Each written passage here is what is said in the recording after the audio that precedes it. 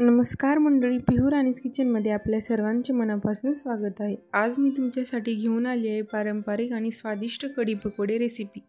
पण ही फक्त रेसिपी नाही तर यामागे एक सुंदर आठवण आहे।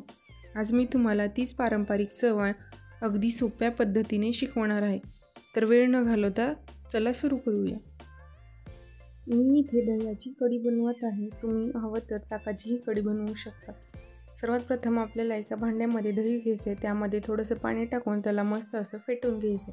त्यामध्ये 1 चमचा हळद, चवीनुसार मीठ आणि 1 कप बेसन पीठ टाकून व्यवस्थित मिक्स करून घ्यायचे, जेणेकरून पिठाच्या गाठी होणार नाहीत। आणि फोडणीसाठी हिरवी मिरची, लसूण, कोथिंबीर आणि अद्रक आपल्याला मिक्सरमधून बारीक वाटून घ्यायची आहे।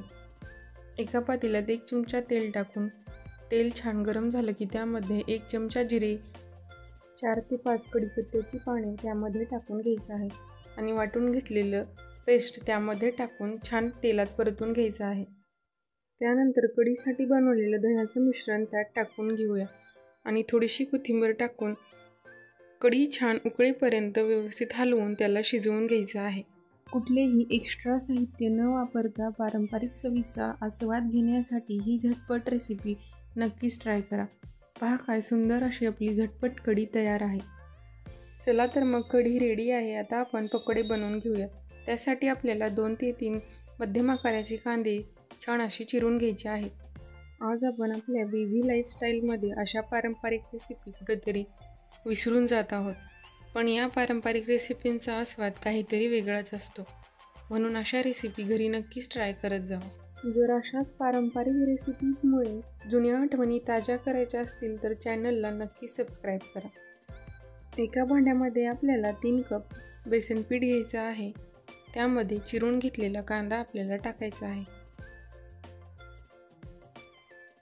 त्यानंतर त्यावर चिरून घेतलेली कोथिंबीर टाकून घ्यायची आहे आणि थोडासा ओवा आपल्याला त्यावर चोळून टाकायचा आहे। त्यामध्ये चवीनुसार मीठ, 2 चमचे लाल तिखट, 1 चमचा हळद,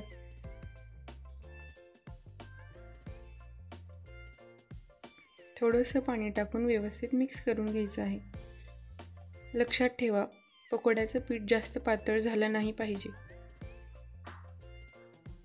आवश्यकतेनुसारच पाणी मिक्स करून घ्यायचं आहे। पहा छान असं पकोड्याचं पीठ तयार आहे।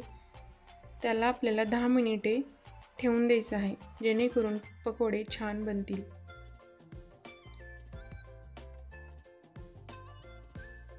एका कढईमध्ये तेल टाकायचं आहे। तेल छान गरम झालं की मंद आचेवर आपल्याला पकोडे तळून घ्यायचे आहेत।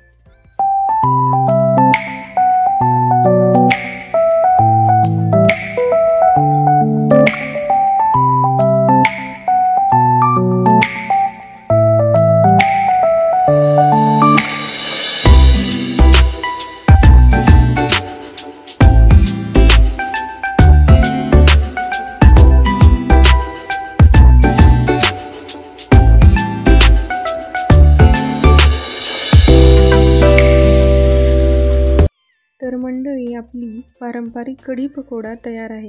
ही कढी गरमागरम भातासोबत किंवा फुलक्यासोबतही अप्रतिम लागते। ही झटपट आणि पारंपरिक रेसिपी तुम्हाला कशी वाटली कमेंट करून नक्की सांगा। लाईक करा, शेअर करा आणि चॅनलला सबस्क्राईब करा। लवकरच भेटूया नवीन आणि खास रेसिपीसह। तोपर्यंत स्वयंपाकाचा आनंद घ्या।